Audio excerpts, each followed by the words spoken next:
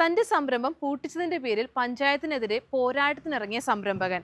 പഞ്ചായത്തിൽ നിന്ന് ലഭിച്ച സ്റ്റോപ്പ് മെമ്മോ ഫ്രെയിം ചെയ്ത് മോട്ടിവേഷനാക്കി മാറ്റിയ യുവ സംരംഭകനായ അതുൽ കൃഷ്ണയാണ് മൈഫിനെർത്തിന്റെ ഏറ്റവും പുതിയ എപ്പിസോഡിൽ.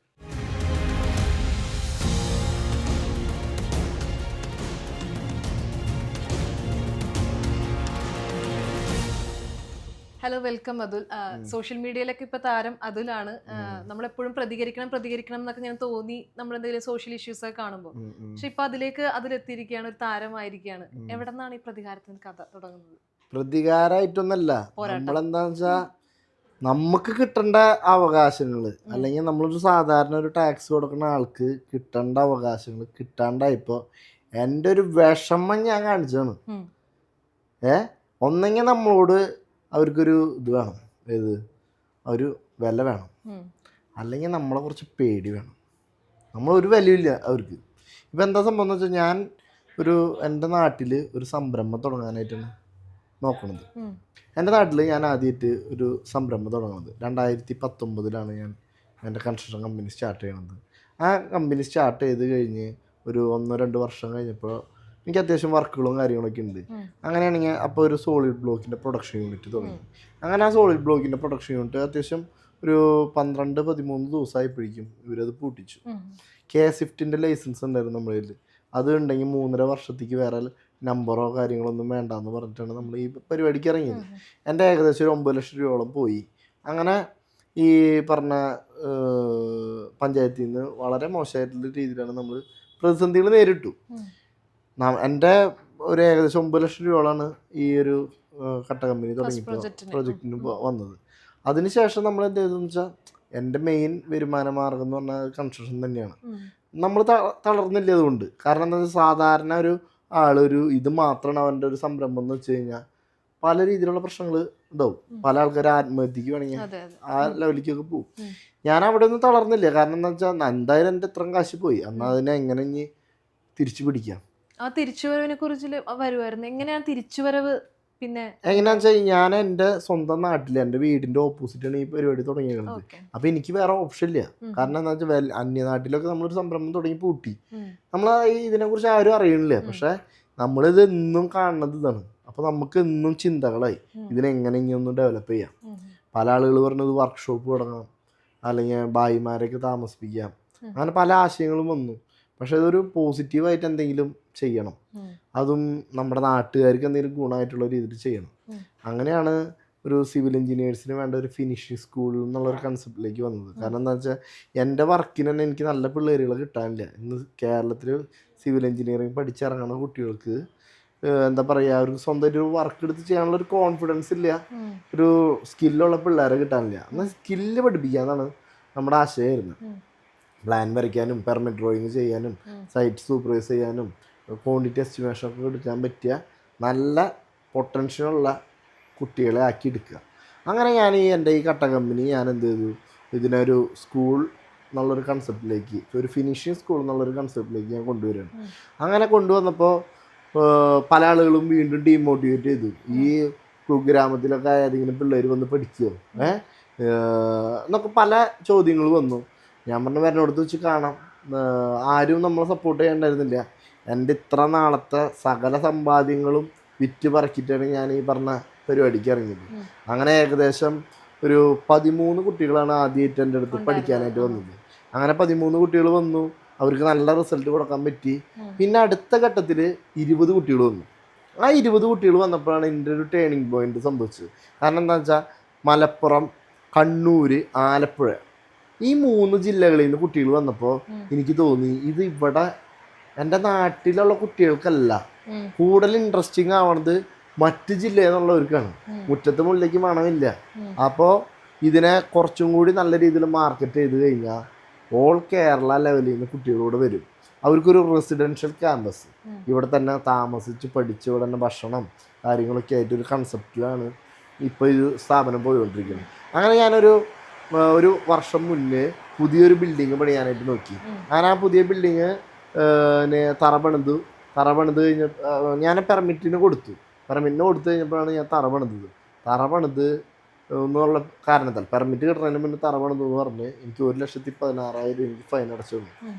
അപ്പോൾ പൈസ അല്ല നമ്മളെ കളയാൻ പറ്റുള്ളൂ, നമ്മുടെ ബുദ്ധി നമ്മുടെ ആരോഗ്യം ഉണ്ടല്ലോ, ആ രീതിയിൽ നമ്മൾ എന്തായാലും പോട്ടെ എന്നുള്ള രീതിയിൽ നമ്മളതായിട്ട് മുന്നോട്ട് പോയി. ഇപ്പം നമുക്ക് ഏകദേശം 178 കുട്ടികൾ നമ്മളവിടെ പഠിക്കുന്നുണ്ട്. അപ്പോൾ ഈ ബിൽഡിങ്ങിൻ്റെ ഒക്കെ പണി കഴിഞ്ഞപ്പോൾ നമുക്ക് ഇതിൻ്റെ നമ്പറിങ്ങിന് വീണ്ടും നമുക്ക് വളരെ ബുദ്ധിമുട്ട് ഫേസ് ചെയ്തു. കാരണം എന്താണെന്ന് വെച്ചാൽ ഇവർ ചെറിയ ചെറിയ കാരണങ്ങൾ പറഞ്ഞിട്ട് സോളാർ ബയോഗ്യാസ് എന്നൊക്കെ പറഞ്ഞ് നമുക്കിവിടെ എന്തെങ്കിലും വേസ്റ്റ് ഉണ്ടെങ്കിലല്ലേ ബയോഗ്യാസ് ഉണ്ടാക്കേണ്ട ആവശ്യമുള്ളൂ. അപ്പോൾ അതൊന്നും ഇല്ലെങ്കിലോ അവരെല്ലാ റൂള് പിടിക്കാനാണ് നിൽക്കുന്നത്. അപ്പോൾ ഞാൻ ചോദിച്ചു, അങ്ങനെയാണെങ്കിൽ ഇവര് നമ്മളെപ്പോലുള്ള സംരംഭകർക്ക് ഇത്രയും കഠിനമായ രീതിയിൽ ഇവർ നോക്കുകയാണെങ്കിൽ ഇവരെല്ലാ കാര്യങ്ങളും ഇവരങ്ങനെ ചെയ്യണം. ഒരു നമ്മളെ കസ്റ്റമർ ശരിക്കും നമ്മളാണ്. നമ്മളിങ്ങനെ ഫേസ് ചെയ്യുമ്പോൾ ഇത് നടത്തുന്ന ആൾക്കാർ ഇവരുടെ ജോലികൾ കൃത്യമായി ചെയ്യണമല്ലോ. അപ്പം ഞാൻ പഞ്ചായത്തിൽ പോയിപ്പോൾ ഒരു ദിവസം ഇതിൻ്റെ ആവശ്യങ്ങൾക്കായിട്ട് കയറി ഇറങ്ങിയപ്പോൾ പഞ്ചായത്തിന് തൊട്ടപ്പുറത്ത് ഒരുപാട് വേസ്റ്റ് കൂട്ടിയിട്ടേക്കാണ്. അവിടെ ഒരു വെള്ളം കെട്ടി നിൽക്കുന്നു, പ്ലാസ്റ്റിക്കിൽ വെള്ളം ഉണ്ട്. അപ്പോൾ ഞാനൊരു വീഡിയോ എടുത്ത് ആദ്യമായിട്ട് സോഷ്യൽ മീഡിയയിൽ ഇട്ടു. ഏകദേശം അപ്പം തന്നെ 1,00,000 പേര് കണ്ടു. അപ്പോൾ ഭയങ്കര രീതിയിലുള്ള റെസ്പോൺസാണ് ഉണ്ടായത്. പിറ്റേ ദിവസം തന്നെ അന്ന് തന്നെ ഇവർ പഞ്ചായത്ത് അധികൃതർ എന്നെ വിളിച്ച് പറഞ്ഞു, അതിൽ നീ ആ വീഡിയോ ഡിലീറ്റ് ചെയ്യ്, നാളെ വേസ്റ്റ് എടുത്ത് മാറ്റാം, പിന്നെന്താ പറയുക, നിങ്ങൾക്ക് ഒരു 30-ാം തീയതിക്കുള്ളിൽ നമ്പർ തരാം എന്നൊക്കെ പറഞ്ഞു, വിളിച്ചു പറഞ്ഞു. അപ്പോൾ ഞാൻ പറഞ്ഞു, എൻ്റെ ജീവിതത്തിൽ ഇതുവരെ ഞാനൊരു വീഡിയോ ഇട്ടിട്ട് 5,000 പേര് പോലും കണ്ടിട്ടില്ല. 1,00,000 പേര് കണ്ടൊരു വീഡിയോ ആണ്. ഞാൻ തോന്നി ഇതവിടെ കിടക്കട്ടെ, നിങ്ങൾ എന്തെങ്കിലും വേസ്റ്റ് എടുത്ത് മാറ്റി എന്നിട്ട് ഞാൻ ആലോചിക്കാമെന്ന് പറഞ്ഞു. അപ്പോൾ ഈ വേസ്റ്റ് എടുത്ത് മാറ്റിയ സമയത്ത് ഞാൻ വീണ്ടും എന്ത് ചെയ്തു, ഞാൻ വീണ്ടും ഒരു വീഡിയോ കൂടി ഇട്ടു, മാറ്റി എന്ന് പറഞ്ഞു. നമ്മളെ പോലുള്ള സാധാരണക്കാരൻ പ്രതികരിച്ച കൊടുത്തു. ഈ അപ്ഡേഷൻ കൊടുത്തു, അതവിടെ കഥ കഴിഞ്ഞു. അതിൻ്റെ ആവശ്യം ഉണ്ടായുള്ളൂ. അത് ഒരു വാർഡിലോ അല്ലെങ്കിൽ ഒരു പഞ്ചായത്തിലോ ഒതുങ്ങി നിൽക്കേണ്ട വിഷയമായിരുന്നത്. അപ്പം പഞ്ചായത്ത് പ്രസിഡന്റ് അതിനൊരു മറുപടി വീഡിയോ ഇട്ടു. കാരണം ഇത് ഹരിതകർമ്മസേനയുടെ വേസ്റ്റ് അല്ല, ഇത് പഞ്ചായത്തിലെ തോടുകൾ ക്ലീൻ ചെയ്ത വേസ്റ്റാണ്. അതിനാണ് ഇവരിങ്ങനെ വേസ്റ്റ് കൊണ്ടുപോകണതിൻ്റെ തലോസാണ് വീഡിയോ ഇട്ടേ ഇങ്ങനെ പറഞ്ഞു ഒരു ന്യായീകരണം ഇതിട്ടു. അപ്പോൾ ഈ വീഡിയോ ഇട്ട് കഴിഞ്ഞപ്പോൾ പഞ്ചായത്ത് പ്രസിഡന്റിൻ്റെ പരിചയക്കാരൻ എന്നെ വിളിച്ച് പറഞ്ഞു, ഇത് വെറുതെ പറയുന്നതാണ്. പ്രസിഡന്റ് തന്നെ ഫേസ്ബുക്കിൽ പോസ്റ്റ് ഇട്ടിട്ടുണ്ട്, മാർച്ച് 9-ാം തീയതി തോടുകൾ ക്ലീൻ ചെയ്ത് കഴിഞ്ഞു എന്ന്. അങ്ങനെയാണെങ്കിൽ മാർച്ച് 9-ാം തീയതി തോട് ക്ലീൻ ചെയ്ത് കഴിഞ്ഞപ്പോൾ തൊട്ട് ഈ 105 ദിവസം എടുത്തു ഈ വേസ്റ്റ് കൊണ്ടുപോകാൻ, വേസ്റ്റ് കയറ്റി അയക്കാൻ. വേസ്റ്റ് കയറ്റി അയക്കാന്ന് പറഞ്ഞാൽ ബഹിരാഷ്ട്രയ്ക്കും നല്ല വേസ്റ്റ് കയറ്റി അയക്കുന്നത്. ഈ ഒരു വേസ്റ്റ് കയറ്റി അയക്കാൻ ഇത്ര ദിവസമായിട്ട് പറ്റില്ലേ? നമ്മുടെ വീട്ടിലൊക്കെ ഒരു വന്നിട്ട് മുട്ടത്തൊണ്ട് പൊടിച്ച് കളയണം, അതിൽ വെള്ളം കെട്ടി കൊതു വരും, അല്ലെങ്കിൽ ചിരട്ട കമത്തി വരണം എന്നൊക്കെ പറയുന്ന ആൾക്കാരാണ്. അപ്പോൾ ഇവരുടെ ഈ വേസ്റ്റൊക്കെ ഇവരെ അതനുസരിച്ച് കൊണ്ടുപോകണ്ടേ? അപ്പോൾ അങ്ങനെ ഒരു മറുപടി വീഡിയോ ഞാൻ ഇട്ടു. അത് ഭയങ്കരമായിട്ട് വൈറലായി. പിന്നെ അതിനുശേഷം പഞ്ചായത്ത് പ്രസിഡന്റ് സ്വന്തം വാർഡിൽ അംഗനവാടി വളരെ ദയനീയമായിട്ട് ഇതായിരുന്നു. ആ ഒരു വിഷയം വന്നപ്പോൾ എല്ലാവരും എന്നോട് വീഡിയോ ഇടാൻ പറഞ്ഞു. അങ്ങനെ ഞാൻ അംഗനവാടിയിലെ ഒരു വീഡിയോ ഇട്ടു. ആ വീഡിയോ എന്ന് പറഞ്ഞു കഴിഞ്ഞാൽ അംഗനവാടി ഇടിഞ്ഞൊളിഞ്ഞ് വീഴാറായ ഒരു വീഡിയോ ആയിരുന്നു. അപ്പോൾ ആ വീഡിയോ ഞാൻ പോസ്റ്റ് ചെയ്ത അതേ സമയത്ത് തന്നെ ആ അംഗനവാടിയുടെ ബോർഡ് എടുത്തൊരു കട റൂമിൻ്റെ മുന്നിൽ കൊണ്ടുവച്ചിട്ട് നാളെ മുതൽ ഇതാണ് അംഗനവാടി എന്ന് പറയണം. അപ്പോൾ നമ്മളൊക്കെ ഒരു അംഗനവാടി അല്ലെങ്കിൽ ഒരു കെട്ടിടം ചെയ്യുമ്പോൾ ഇവർ വളരെ കാര്യങ്ങളൊക്കെ നോക്കും. ഇവർ ന്യായീകരിച്ച് വീണ്ടും അതിനൊരു ഇത് ചെയ്യണം. അതിനുശേഷം പഞ്ചായത്തിൻ്റെ ഒരു എന്താ പറയുക, ഒരു വേസ്റ്റ് കൊണ്ടുപോകുന്ന ഒരു വണ്ടി ഒരു കാട്ടിൽ എടുക്കണം, അതിൻ്റെ നമ്മളൊരു വീഡിയോ ചെയ്തു. അതും ഈ പറഞ്ഞ പോലെ അതിനും കുറേ ന്യായീകരണങ്ങൾ പറയണം. അപ്പോൾ ഇവിടെ ഒരുപാട് വിഷയങ്ങളുണ്ട്. അപ്പോൾ ഓരോരുത്തർ എന്നെ വിളിച്ചു പറയും, അങ്ങനെ ഒരു വിഷയമുണ്ട്, അത് വീഡിയോ ചെയ്യുന്നൊക്കെ. അപ്പോൾ ഞാൻ എൻ്റെ ഒരു ഇതിന് കുറച്ച് വീഡിയോകളൊക്കെ ചെയ്തു. പക്ഷേ ഞാൻ മനസ്സിലാക്കിയൊരു കാര്യം ഉണ്ടല്ലോ, എല്ലാവർക്കും പേടിയാണ്. എല്ലാവർക്കും ഈ സിസ്റ്റത്തിനെതിരെ പ്രതികരിക്കാൻ പേടിയാണ്. ഇപ്പോൾ എനിക്ക് പല ഭാഗത്തുനിന്നും കാസർഗോഡ് തൊട്ട് തിരുവനന്തപുരം വരെ എല്ലാവരും എന്നെ വിളിക്കുന്നത്, ഇവിടെ പ്ലാസ്റ്റിക് ഇവിടെ എടുക്കുന്നുണ്ട്, ഇവിടെ റോഡ് മോശമാണ്, ചേട്ടൻ ഒരു വീഡിയോ ചെയ്യ്, അത് പ്രശ്നമാണ് ഇത് പ്രശ്നമാണെന്നൊക്കെ. എനിക്ക് ഇന്നിപ്പോൾ ഏകദേശം ഒരു 400-500 കോൾ ഒരു ദിവസം വരികയാണ്. ഞാൻ ഈ പരിപാടി ഇത് അവസാനിപ്പിക്കാനുള്ള ക്ലൈമാക്സിലാണ്. കാരണം ഇതല്ല എൻ്റെ പ്രൊഫഷൻ. കാരണം ഇത് നമ്മൾ ചെയ്തിട്ട് എന്താ കാര്യം? നമുക്ക് കുറച്ച് ശത്രുക്കളുണ്ടാവും. അപ്പോൾ ഇത് ഞാൻ ഒറ്റയ്ക്ക് ഞാൻ മാത്രം ഇത് ഇങ്ങനെ ചെയ്യണ കാരണമാണ് ഈ പ്രശ്നം വരുന്നത്. ഈ കണ്ടന്റുകൾ ചെയ്യുന്ന ഒരു യൂട്യൂബർ ആണെന്ന് വല്ലതൊക്കെ അങ്ങനെയൊക്കെ ഉണ്ട്. അപ്പൊ ഞാൻ പറയണത് എന്താ വെച്ചാ, എൻ്റെ ഒരു സാഹചര്യം കൊണ്ട് ഞാൻ ഇങ്ങനെ എഴുതാണ്. ഞാൻ അല്ലാണ്ട് ഇതിനു വേണ്ടി കച്ചകെട്ടി ഇറങ്ങിയേക്കണ ഒരാളല്ല. ഞാൻ പറയണത് എല്ലാ നാട്ടിലും എല്ലാവർക്കും എന്തെങ്കിലും കണ്ടു കഴിഞ്ഞാൽ അത് പ്രതികരിക്കാനുള്ള റൈറ്റ് ഉണ്ട്. ഈ ഇവിടത്തെ മാധ്യമങ്ങൾക്കുള്ള അതേ സ്വാതന്ത്ര്യം നമുക്ക് ഓരോരുത്തർക്കും ഉണ്ട്. അതാണ് ഞാൻ പഠിച്ചിട്ടുള്ള വിദ്യാഭ്യാസം. സോഷ്യൽ മീഡിയ നമുക്ക് അങ്ങനെ യൂസ് ചെയ്യാൻ പറ്റും.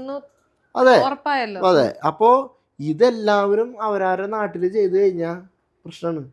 ഞാനൊരു ഇതിന് മുന്നേ ഒരു സ്ഥലത്തും ഒരു വീഡിയോ പ്രസന്റ് ചെയ്യലോ അല്ലെങ്കിൽ അങ്ങനത്തെ ഒരു പരിപാടിയും ഞാൻ ചെയ്തിട്ടില്ല. എനിക്കതിനുള്ളൊരു എക്സ്പീരിയൻസും ഇല്ല.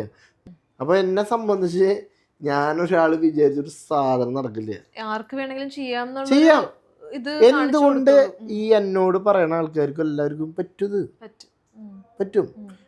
എല്ലാവരും പറയാം നമുക്ക് ടെൻഷൻ എന്ന് പറഞ്ഞ സാധനമില്ല. പേടീനെ ന്യായീകരിക്കാൻ വേണ്ടിയിട്ടുള്ളൊരു വാക്കാണ് ടെൻഷൻ. ഇതെന്താന്ന് വെച്ചാൽ എൻ്റെ ബിസിനസ് ഇതൊന്നല്ല. എനിക്ക് കൺസ്ട്രക്ഷൻ ഉണ്ട്, അതാണ് എൻ്റെ മെയിൻ ബിസിനസ്. ഒരു ഇൻസ്റ്റിറ്റ്യൂട്ട് ഉണ്ട്, എനിക്കൊരു ഡിജിറ്റൽ മാർക്കറ്റിംഗ് ഒരു ഫേം ഉണ്ട്, എനിക്ക് എൻ്റെ കുറച്ച് കാര്യങ്ങളുണ്ട്. അപ്പോൾ ഞാനിത് എൻ്റെ ഒരു പ്രതിഷേധമായിട്ട് ഞാൻ ഇട്ടതാണ്. ഇന്നിപ്പോൾ ഓൾ കേരള ലെവലിൽ നിന്ന് ഗൾഫിൽ നിന്ന് അവിടെ നിന്നൊക്കെ ആൾക്കാരുകൾ മെസ്സേജും ഉണ്ട്. അപ്പൊ പറയാറില്ലേ നിങ്ങൾക്കും ഇങ്ങനെ പ്രതികരിച്ചു? ഞാൻ പറഞ്ഞു നിങ്ങൾ ഇത് ചെയ്യേ, നിങ്ങളൊരു വീഡിയോ ഇട് ചെയ്യേ, നിങ്ങളുടെ നാട്ടിലുള്ള നിങ്ങളെ അറിയണവര് നിങ്ങൾ പ്രതിഷേധിക്കേ. അപ്പോ ഇത് എല്ലാവർക്കും പറ്റുന്ന ഒരു കാര്യമാണ്. ഇപ്പൊ ഞാനിതൊരു വലിയതൊന്നല്ല. ഇവിടെ എത്ര യൂട്യൂബർമാരും ഇൻഫ്ലുവൻസേഴ്സും ഒക്കെ ഉണ്ട്. ഇവർ 10 വീഡിയോ പൈസ കൊടുത്ത് വാങ്ങിച്ച് ചെയ്യില്ലേ.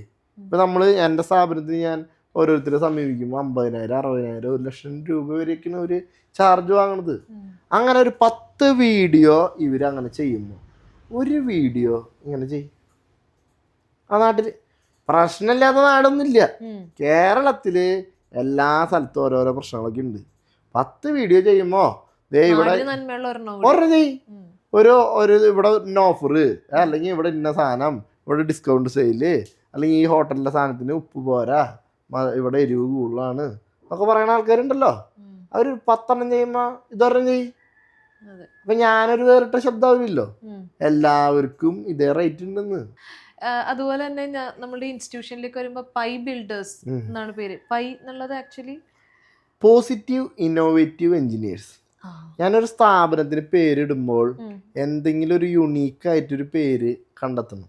അപ്പൊ ഞാനൊരു കൺസ്ട്രക്ഷൻ കമ്പനി തുടങ്ങണ സമയത്ത് എനിക്ക് പേരിടുക, അതിനൊരു ലോഗോ ചെയ്യുക, എനിക്കത് ഭയങ്കര ഒരു ഇതായിരുന്നു. റയറായിട്ടൊരു പേര്. അതെ. അപ്പോ ഒരു യുണീക്ക് പേര്. ഞാൻ എപ്പോഴും പറയാം അബ്ദുൽ കൃഷ്ണ. കുറെ അബ്ദുൽ കൃഷ്ണ ഉണ്ടോ, അല്ലെങ്കിൽ എനിക്ക് ഒരു പേരുകൾ എന്ന് പറഞ്ഞാൽ യുണീക്ക് പേരായിരിക്കണം. ഞാൻ എൻ്റെ ക്ലാവിന്റെ പേരിടുമ്പോൾ അങ്ങനെ യുണീക്ക് പേര്. യാത്രിക് ലേ അതുൽക്കർ.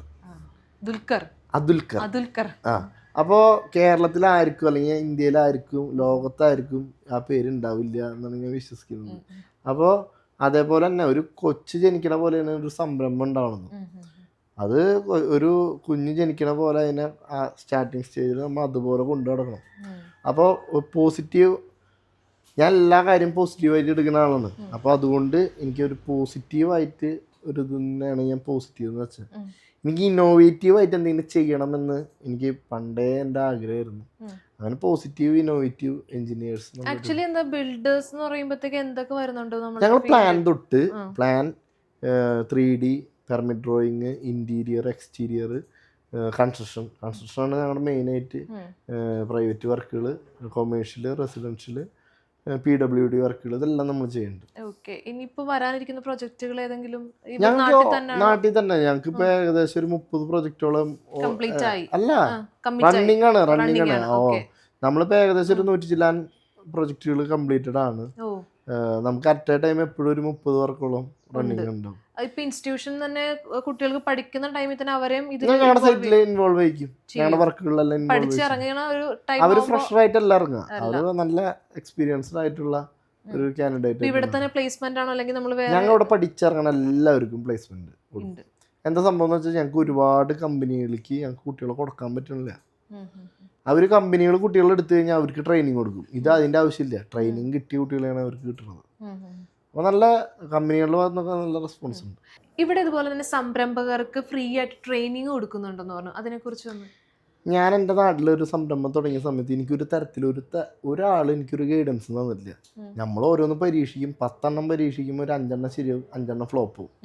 അങ്ങനെ നമ്മുടെ തന്നെ ഓരോ പരീക്ഷണങ്ങളാണ് ഈ ലെവലിലേക്ക് നമ്മൾ മാറിയേക്കുന്നത്. അപ്പോൾ എനിക്കൊരാഗ്രഹമുണ്ട്, എൻ്റെ നാട്ടിൽ എൻ്റെ പ്രായത്തിലുള്ള എൻ്റെ സമപ്രായക്കാർ ഒരാളും ഈ നാട്ടിലില്ല. എല്ലാവരും കാനഡയിലും ജർമ്മനി UK എപ്പോഴും വിളിക്കും. ഞാൻ ശരിക്കും പറഞ്ഞാൽ അവർക്ക് ശരിക്കും മിസ് ചെയ്യുന്നുണ്ട്.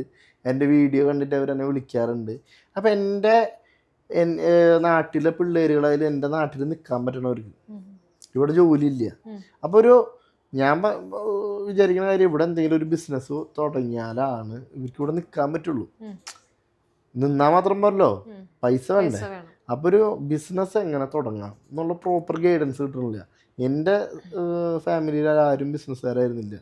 പിന്നെ നമ്മൾ ഒരേ കുറച്ച് ഭാഗ്യം, കുറച്ച് ഹാർഡ് വർക്ക്, ആ ഒരു രീതിയിലാണ് നമ്മൾ ഇങ്ങോട്ട് എത്തിയത്. അപ്പോൾ ഇവർക്ക് എങ്ങനെ ഇന്നത്തെ മാർക്കറ്റ് പിടിക്കാം, എങ്ങനെ എന്തൊക്കെ ചെയ്യണം, എങ്ങനെ വെബ്സൈറ്റ് ഉണ്ടാക്കണം, അല്ലെങ്കിൽ എങ്ങനെ ഒരു ലോഗോ ക്രിയേറ്റ് ചെയ്യണം, അല്ലെങ്കിൽ എങ്ങനെ ബ്രാൻഡ് ചെയ്യണം, ഈ വക കാര്യങ്ങളൊക്കെ നമ്മൾ ഫോക്കസ് ചെയ്തിട്ടാണ് നമ്മളിവിടെ ഇവർക്ക് ഫ്രീ ആയിട്ട്. ഇതിൽ നമ്മളൊരു സാമ്പത്തികമായിട്ടില്ല, നമ്മുടെ നാട് ഡെവലപ്പ് ആവണം. ഗ്രാമങ്ങളിൽ സംരംഭങ്ങൾ തുടങ്ങിയാലാണ് നാട് ഡെവലപ്പ് ആവുള്ളൂ. ഗ്രാസ് റൂട്ട് ലെവലാണ് ഈ പഞ്ചായത്തുകളൊക്കെ. ഇവിടെ ശരിക്കും സംരംഭകരെ പ്രോത്സാഹിപ്പിക്കണം. സംരംഭകർക്കൊക്കെ എല്ലാ വർഷങ്ങളിലും യുവ സംരംഭകർക്ക് അവാർഡുകൾ കൊടുക്കണം. ഇതൊക്കെയാണ് എൻ്റെ ഒരു ആഗ്രഹങ്ങൾ. അപ്പം ഞാൻ വഴി ഒരു 10 ആൾക്ക് എന്തെങ്കിലും നമുക്ക് ഉപകാരമായി അതായി, അത്ര നമ്മൾ കാണുന്നുള്ളൂ. ഇപ്പൊ അങ്ങനെ നമ്മൾ കുറച്ച് ടിപ്സ് പറഞ്ഞു കൊടുക്കാൻ പറഞ്ഞിട്ടുണ്ടെങ്കിൽ എന്തായിരിക്കും ഇപ്പൊ വളർന്നു തന്നെ ഈ ബിൽഡേഴ്സ് പഠിക്കുന്ന കുട്ടികൾക്കൊക്കെ? ബിൽഡേഴ്സ് എന്നല്ല, ഞാൻ എല്ലാവരോടും പറയണ ഒറ്റ കാര്യമുള്ളൂ, നമുക്ക് നല്ല ധൈര്യം വേണം. മനസ്സിലായോ? എല്ലാവർക്കും ഇവിടെ പേടിയാ.